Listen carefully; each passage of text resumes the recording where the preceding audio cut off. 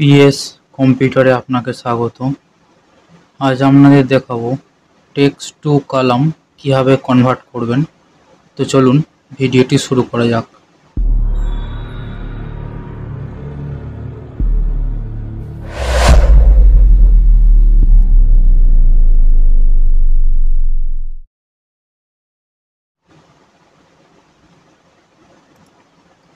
তো আমি Excel open করে নিয়েছি। তো এখানে দেখুন আমার একটা ডেটা রয়েছে, যেখানে কিছু নাম্বার লেখা রয়েছে, যার মাঝে স্পেস দেওয়া আছে, কিন্তু ডেটাটা দেখুন আমার একটা সেলের মধ্যে রয়েছে।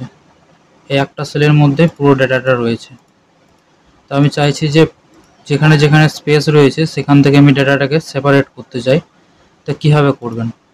তো যেখানে ডেটাটা রয়েছে সেখানে সেটা সিলেক্ট করবেন। সিলেক্ট করার পর এখানে ডেটা ট্যাবে আসবেন। আসার পর এখানে দেখুন টেক্সট টু কলাম এই অপশানটা ক্লিক করবেন।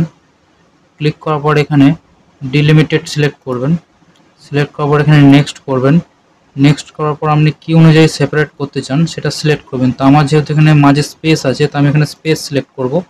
আপনারা যদি অন্য কিছু থাকে সেগুলো সিলেক্ট করতে পারেন, যেমন ট্যাব, কমা, সেমিকোলন বা আদারে ক্লিক করে আপনি কোনো সাইন দিতে পারেন। যদি মাঝে কোনো সাইন থাকে সেই সাইনটা এখানে আপনি অ্যাড করতে পারেন। ধরুন @ আছে, তাহলে আপনি এখানে @ এভাবে টাইপ করে দিতে পারেন।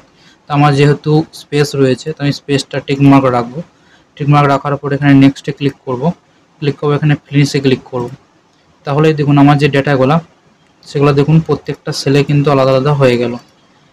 এটা রো ওয়াইজ হয়েছে। আপনি যদি কলাম ওয়াইজ করতে চান তাহলে কীভাবে করবেন? আপনার ডেটাটাকে সিলেক্ট করে নেবেন। সিলেক্ট করে নেওয়ার পর এটাকে কপি করবেন। কপি করার পর হোম ট্যাবে আসবেন। আসার পর আপনি যেখানে পেস্ট করতে চান সেই সেলটা সিলেক্ট করবেন, কোন সেল থেকে পেস্ট করতে চান। আমি এখান থেকে পেস্ট করতে চাই নিচে। তারপর এখানে হোম ট্যাবের মধ্যেই ক্লিপবোর্ড গ্রুপে পেস্টে এখানে অ্যারোতে ক্লিক করবেন। ক্লিক করবে এখানে ট্রান্সপোজে ক্লিক করবেন। তাহলে দেখুন আপনার ডেটাগুলো কলাম ওয়াইজ হয়ে গেল। তো এইভাবে টেক্সট টু কলাম কনভার্ট করে নিতে পারেন। তো এই ছিল আজকের ভিডিও।